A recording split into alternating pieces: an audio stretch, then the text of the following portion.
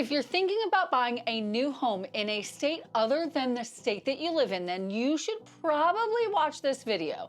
Whether you're looking for a fresh start, a career move, or just a change in scenery, buying a home out of state can be both exciting and a little overwhelming. In this video, I'm breaking down everything you need to know with a bonus tip at the end that you don't want to miss. If you're new here, welcome. I'm Geesaman, a local Indy area resident and real estate agent, and I absolutely love making videos like this for people like you that are considering making a move to a new area. All right, let's dive in on today's topic. Now, the very first step to take when researching a new state to live in is picking an area and researching that housing market. Now, this is crucial because every state and even every neighborhood can have unique characteristics when it comes to real estate. Here's what you need to do.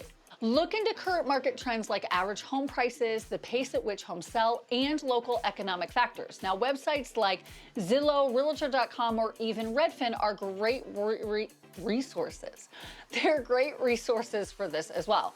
And don't just pick a state. Narrow down your search to cities or even neighborhoods that match your lifestyle. Consider factors like schools, commuting times, amenities, and even safety. You'll also want to research state-specific property taxes, homeowners association fees, and any local regulations that might affect your home purchase. Now, every state has different rules, and being aware of these in advance can save you a lot of hassle later. This research phase is all about building a solid foundation of knowledge. The more you know about the area, the better equipped you are to make smart decisions. So once you've kind of narrowed down an area that you'd want to live in, it's important to find a real estate professional in the area and have a video meeting with them. In fact, it may not even be a bad idea to interview several agents in that area. By having a video meeting with an agent, you can get an idea of how well you may work together with them, their strengths, their knowledge about the area, and just a general vibe of how they are as a person. You're probably not going to want to hire an agent that's not good on video, as they may not be good at communicating, and hiring someone to help you find a home in another state that's bad at communication is a recipe for disaster. So interview an agent, maybe several agents, then pick one that you think is a good fit with you and your needs. Okay, so once you've chosen an agent to work with you and you've picked out some homes that you want to see, have the agent do an HD video tour of these homes. And I guess this is kind of a ninja trick of long distance real estate. Although we used to do like FaceTime or Zoom tours, they are just not the way to go, as sometimes they can be a disaster, and it honestly never worked out well. That's because it gets awkward. You're trying to talk, I'm trying to talk, I'm trying to show you the home and things that are going on. The cell signal is sometimes crap, and the video is all pixelated, and it just isn't a great video. So instead, we have found that our buyers appreciate more of a high definition video, which is what honestly we shoot in. So I take my Osmo 3 into a house. It's got 4K video. It's amazing. I'm mic'd up so you can actually hear me clearly as I take you through a tour of the home. And not only do I take my time and give you a full tour of the home, I also make sure and record all the areas of the home that aren't in the photos, like the closets or the utility room, garage, things like that. I will also bring up concerns that I see, like water stains on the ceiling and the all over condition of the home. These are things that you usually can't see in pictures or videos, like the nasty trim that hasn't been wiped down in 10 years. And if you want a video tour of, say, the neighborhood or the area, I can do that as well. Again, the point of these tours is to give you an idea of what the home and the area look like so that you have the most amount of information possible before making a decision to buy a home in an area that you're not currently in. Once I've recorded your personal video tour, I will then send it to you where you can watch it as many times as you want and can follow up with me with any questions you may have about the property, or if I need to go back out and get some video of some other things. So then the next step in the process, once you've decided on a home you want to purchase, is to write an offer and schedule the home inspection. Also keep in mind that picking an agent just because they're good on camera doesn't always mean that they're good at negotiating. So I highly recommend you talk with your agent about negotiating and what that will look like.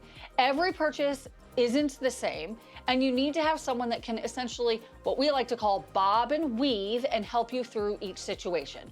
Having a strong negotiator that is on your side with your best interests in mind at all times is very important. So once your agent has negotiated a purchase agreement for you and you're under contract, that's when a lot of clients will choose to visit the home, which is during the inspection. Now, during the inspection, your home inspector will have full access to the home.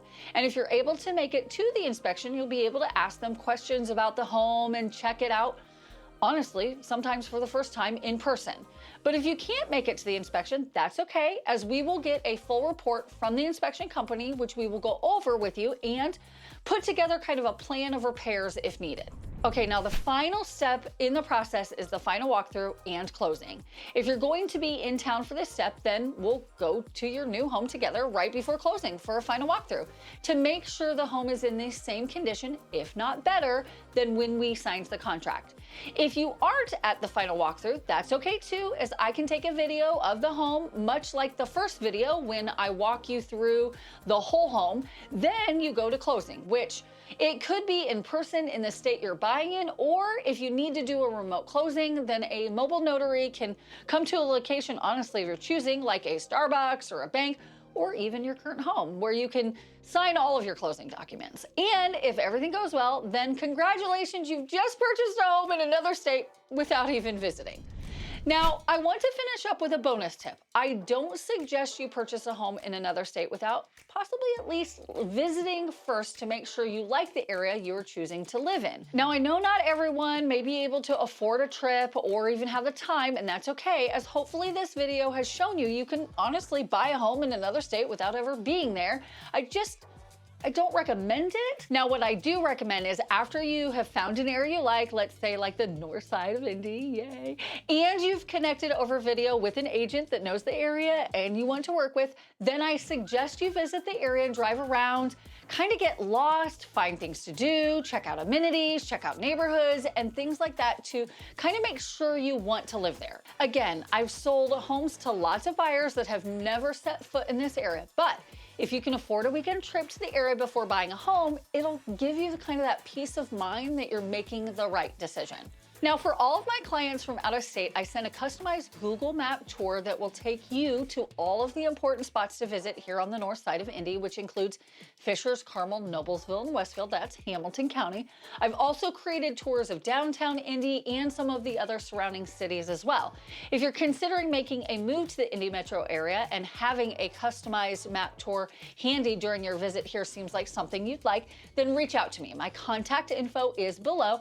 And the great thing about reaching out to me is you actually get me. I would love to hear from you, and I'd love to help you find your next home in the Indy metro area if that's where you want to call home. I've helped hundreds of families just like you move to, from, and around the Indy metro area. And if you found this video helpful, don't forget to like this video, subscribe to the channel, and share with someone you think may find this video helpful as well. Oh, and if you like this video, here's another one that I think you might like as well. That's it for me today. See you in the next one. Bye. Economic factors. They need it way. Economic? What is it? It's economic. Okay. Economic sounds weird. Is that a thing? Economic. Okay.